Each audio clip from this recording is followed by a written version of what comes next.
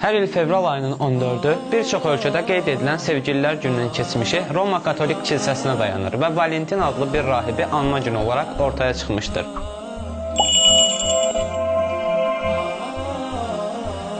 Bu səbəblə bəzi toplumlarda St. Valentine's Day, yəni Əziz Valentinin günü olaraq bilinir. Gördüyünüz kimi, iki sevgilinin bir-birinə hədiyyə almasını gərəkdirməyən Valentin günü bütün dünyada qeyd edilir. Bu günü fürsət bilən şirkətlərə və o gün hədiyyə almağı məcbur sayan insanlara nə deməli? Hələ bu günü yalnız qeyd etmək istəməyən insanları demirəm.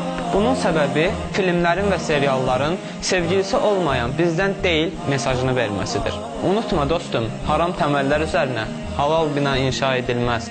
Biz قُلْ لِلْمُؤْمِنِينَ يَغُضُّوا مِنْ أَبْصَارِهِمْ وَيَحْفَظُوا فُرُوجَهُمْ ذَلِكَ أَزْكَى لَهُمْ إِنَّ اللَّهَ خَبِيرٌ بِمَا يَصْنَعُونَ ayəsinə iman gətirmişik. Sahib olduğumuz gənclik bir gün bitəcək, yerini qocalığa və ölümə dəyişəcək. Səni əbədi bir ayrılıq üçün tərk edən, günahlarını da boynuna taxan biri üçün əbədi həyatını riskə atmağa dəyərmi?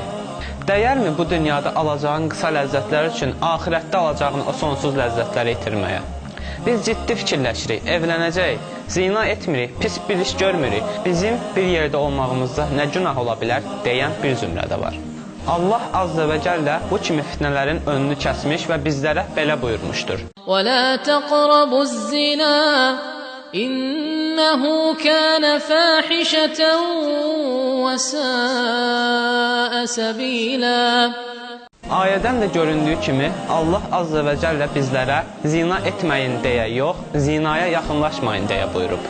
Yəni bir baxış, əl tutuş, yazış, görüş və s.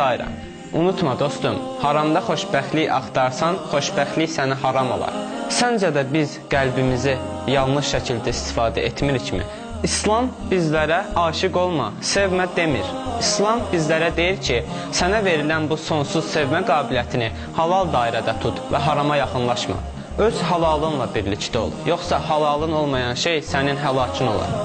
Onsuz da bu haram sevgilərin çoxu acı sonluqla, ayrılıqla, əzabla bitir. Amma sənin həyatına yoldaş olan insan sənə təkcə bu dünyada deyil, əbədi dünyada da yoldaş ola bilər. İnsan bu dünyada xoşbəxt olmağa çalışar. Xoşbəxt olmaq üçün qəlbinə qoyduğu hər şey dayanmır, gedir və ayrılıqdan daimə əzab çəkdirir. Həqiqi sonsuz olan yalnız sənsən Allahım. Sənin qeyrindəki hər şey fanidir. Fani olan əlbəttə baqi məhəbbətə, sonsuz sevgiyə layiq deyil. Onlar ancaq sənin məhəbbətin və razılığın üçün sevilər. Madam ki, dünya fanidir və bir gün səni tərk edəcək. Onlar səni tərk etmədən sən onları qəlbən tərk et və de ki, bu 14 fevral fərqli olacaq.